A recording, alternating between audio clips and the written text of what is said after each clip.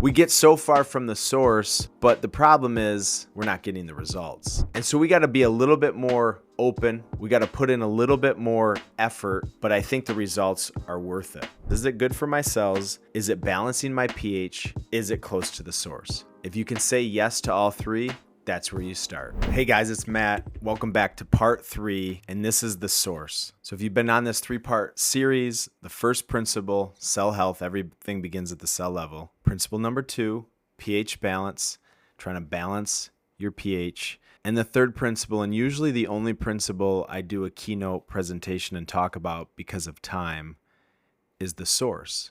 I would say this is the more practical. This is the easier to understand. This is kind of the cliff notes of our 3 principles, but the principles are in that order, in that sequence, and that's kind of how they're meant to be. Is we got to think about the cells first. Number 2 is we have to balance our pH, and really one of the ways that we do that is principle number 3, the source. And so part 3, the source, this is so wild that we have to actually teach this. This is kind of the common sense approach.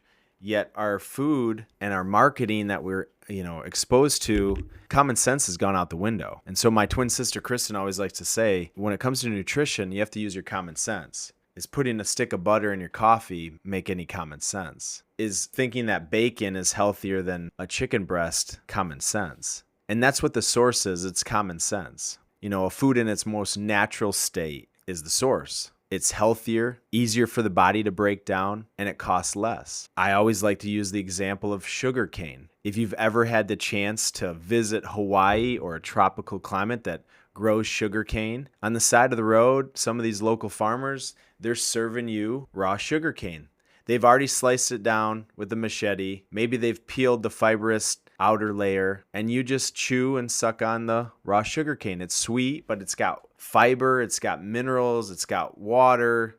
You don't really overconsume it. You kind of get tired because you have to chew it, but it gives you that sweet flavor. It's kind of fun, local. Yet we look at food from a nutritional fact standpoint versus from an ingredients standpoint or from a source standpoint. So that raw sugar cane eventually becomes table sugar. Yet no one probably listening to this podcast knows the sophistication that has to happen for it to be processed from sugar cane to table sugar. And that's what's happening in our food system. We're processing everything. We have to put gluten-free on chicken, even though chicken shouldn't have any gluten anyway, because everything's processed. It's in a bag, it's in a box, it's in a package, and thank goodness it is. It allows us to live this modern lifestyle. We don't have to go hunt and gather. We don't have to grow our own farm. We don't have to go through a drought. We can get strawberries in December. But I'm going to go a little bit higher level, a little bit more basic, a little bit what I think everyone can practice is thinking about the food, the beverage, the supplement, and thinking, how do I get closer to the source? So I have a couple examples. Flax seeds at the source is the flax seed. It's $1.50 a month. $4 a bag, high in lignans, high in protein, high in omega-3 fats. Amazing fiber source. There's no reason to do Metamucil. You can do ground flax seeds. Now you have to grind the flax seeds or you don't digest them. And so you grind up enough flax seeds for a month. You put it in the refrigerator because it can oxidize. And I scoop it in my smoothie. I put it in my kids' applesauce. You can put it in yogurt. You can put it in salad. I put it in cherry juice, so real cherry juice or cranberry juice or whatever type of juice you like, and down I go. At the source, it's extremely beneficial, amazing benefits, very inexpensive. But then we process it into flaxseed oil. You'll see this in the natural health food store. It's in the refrigerated section. It's in the dark bottle because it oxidizes, so it goes rancid if you don't have it in a dark bottle in the refrigerator. But the price goes up. It shoots up to $37 a bottle or $17 a month. So imagine taking something that you could do this very easily, the ground flax seeds, yet they process it and put it into an oil, and you're paying from $1.50 a month, now you're paying $17 a month. This is what's happening all over the place. But what ends up happening is it actually goes more extreme and the marketing gets better. And so we take flax seeds and we process it into a flaxseed gel capsule. And that gel capsule, when you look and compare bottle to bag, is pretty close in price. $10 a bottle versus $4 a bag. But the dosage, the results are nowhere comparable. If you take the flaxseed gel capsule, you're going to need to spend $40 a month to equal what the value of the $1.50 a month of flax seeds ground tablespoon. And so what ends up happening is people don't get the results, yet they're doing all this activity. They got 15 supplements. They're taking collagen peptides, whey protein, prebiotics, probiotics, multivitamins. Their neighbor has them starting this magical juice, nitric oxide supplement, this multivitamin, this magnesium, this calm, all these things, and we get so far from the source. And you ask the question, well, what's the source of collagen peptide? Well, it's bones. Whoa, I didn't know that. I just stir it in water. It has a nice flavor. Well, what's the source? What's the source of TRT or hormonal replacement therapy? Where did it come from? It's synthetic. What's the source of colostrum? Do most people know that's dairy? What's the source of whey protein? It's cheese. What's the source of my prebiotic, probiotic? How do they make that? What's the source of my beta carotene or my vitamin C? Is that synthetic or is that from food? And my favorite example, as we've gone from the flaxseed to the gel capsule, we've actually gone even further to this category called candyceuticals, and those are your gummies. And so now we can deliver any nutrient, either synthetic or in its isolated state, through a candy or a gummy. You're seeing the creatine gummies, you're seeing the multivitamins, the kids gummies, the Flintstones now that people actually consume. And so we get so far from the source, but the problem is we're not getting the results. And so the source is how you can navigate on your own. That's what the food target, the genesis of the food target is. The green area is the source, and the red area is as far from the source as you can get. And so when you say, well, we're not eating food anymore, we're not. We're eating processed foods. Chemicals, additives, colorings, preservatives, bags, boxes, on a shelf, last forever. And it's a challenge because we need some of that convenience. We want foods that can last and not harm us, but we've gone too far. And so when I teach the source principle, this is why I don't recommend all these supplements. This is why I recommend trying to get closer to the source, because it's going to be healthier for you. The body's going to recognize it for better absorption, and it's going to be cheaper. Teach everyone that you come across, how do you get to the source? If I'm drinking coffee, I'm trying to make that coffee closer to the source. If I want to make sure that I'm getting some of these vitamins and minerals, I'm going to try to eat it through food versus through a pill. We're deficient in magnesium. I'm not going to deny that from our society, but we can get magnesium from food. And so we got to be a little bit more open. We got to put in a little bit more effort, but I think the results are worth it.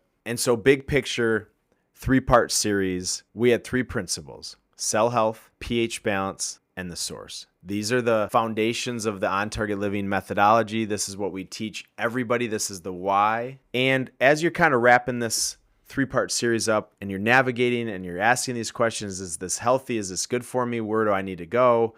Number one, you don't have to be perfect. Let's always remember that we don't have to be perfect. But ask the question. I'm trying to, Matt, I want to try this thing, or I'm trying to think which way to navigate.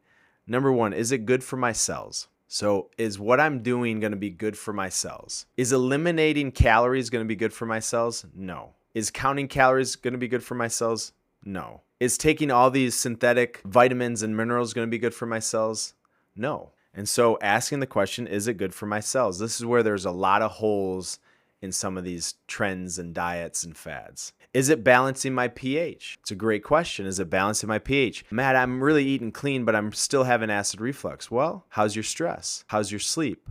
Are you over-exercising? I know some very fit-looking, thin, active people, very driven, at the gym 5 days a week, yet they're having horrible digestion. They're not giving themselves enough rest. They have too much stress. And so is what you're doing balancing your pH? Am I overtraining? Am I undertraining? Am I consuming the right foods? Am I consuming an apple? An apple has a prebiotic, probiotic, meaning it's a symbiotic, one of the most amazing things for balancing the pH, amazing for gut health, great for absorption, digestion, mental health, but is it balancing my pH? Yes or no? And the last one, is it close to the source? Matt, they tell me it's good for my cells, this proprietary new supplement, NAD+. Okay, so checks the box, yes. Is it balancing my pH? Maybe it is. Maybe it isn't. Maybe I don't know. So I'm going to put a question mark. Is it close to the source? The answer is no. Is there something else I can do to stimulate and produce NAD? Is there a food I can consume? Am I getting enough protein? Do I even need a protein powder? What if I just put flax, chia, hemp in my smoothie with water, frozen fruit, banana? Isn't that enough nutrients? Is it about taking more, or is it about absorbing? We have to ask those 3 questions. Is it good for my cells? Is it balancing my pH? Is it close to the source? If you can say yes to all 3, that's where you start. If you can't answer yes, there's probably a better option. As I was looking through the book and kind of thinking about how am I going to wrap up this 3-part series, Darren Shank is a big advocate, huge fan, has been part of the OTL program for 10 plus years.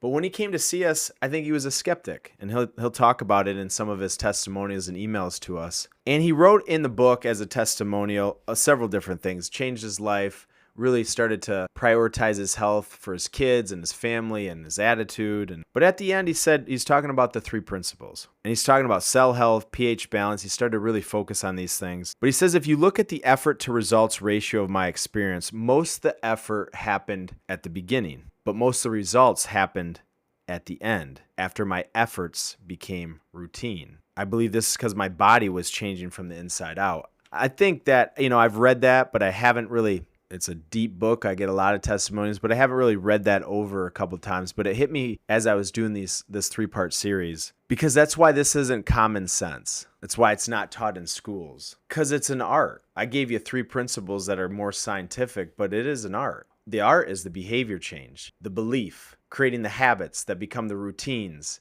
And the next thing you know, in 3 months, our cells get healthier. You balance your pH, you're holding on to these minerals. You start to create these routines, this lifestyle, this diet, this cooking environment, and consuming the foods from the source just becomes normal. And the body heals from the inside out. Most people come to see us because they have a skin issue, digestive issue, weight, maybe cancer, blood work. They got some pretty serious symptom that's causing some pain or concern, yet they want it to go away as quick as possible. The reason that these 3 principles will never change is the reason that it takes time both directions. You imagine if you just had one unhealthy bag of chips and the next thing you know, you gain 30 pounds. It doesn't work that way. Just having an apple or having a superfood once every couple weeks isn't going to do anything either. And so we have to answer the question, is it good for my cells? Am I balancing my pH? And am I getting closer to the source? Couple small steps. Choose and implement 1 or 2 upgrades when it comes to drinking and improving your pH. So maybe it's adding the lemon in the water, or maybe you're cutting out your soda and moving to maybe more of a natural carbonated beverage that gives you the same kind of taste and feel. Maybe you're having a piece of fruit versus having a handful of candy in the office throughout the day. Pick 1 or 2 things to try to balance that pH. Maybe it's sleep and managing stress. Omega-3 fats and how important it is for that cell membrane. That cell membrane is so critical for the plethora of different results people are looking for. We start right there, then we feed the mitochondria. The next thing you know, we're turning on our good genetics and keeping our bad genetics at bay. Adding a slice of lemon and lime in your water for good gut health. Eating 2 to 3 pieces of fruit each day, which cleans and alkalizes the body. And then focusing on foods closer to the source. There's going to be so much noise. I go to the largest natural health expo in the world. The fastest group of categories are going to be these peptides. And you can't answer those 3 questions. Nobody has a clue what's the source of these peptides. AI is generating synthetic, sticking them in your body exogenously through a needle. I think the body's very sophisticated. When we try to hack it, when we try to take shortcuts, we're not going to heal from the inside out. We might cover up a symptom. We might kick the can down the road. But just like Darren said, effort to results ratio, if you put a little bit of effort creating these habits, then they become routines and you don't have much effort and all of a sudden the results are pretty profound. The Chinese bamboo tree takes 5 years, grows 90 feet in 90 days. For the first 5 years, nothing happens. That's what these 3 principles are about. If you make the body healthy, you give it the right environment, it knows what to do. And so as you think about these 3 principles, come back to them, share them with your colleagues and friends and community, because there's a lot of noise. You can manipulate and process so many things to create more profitability, look good in a white paper, but the human body, in my opinion, is pretty magical. And so can you say yes to the 3 principles? Cell, pH, and source. We'll see you again next time.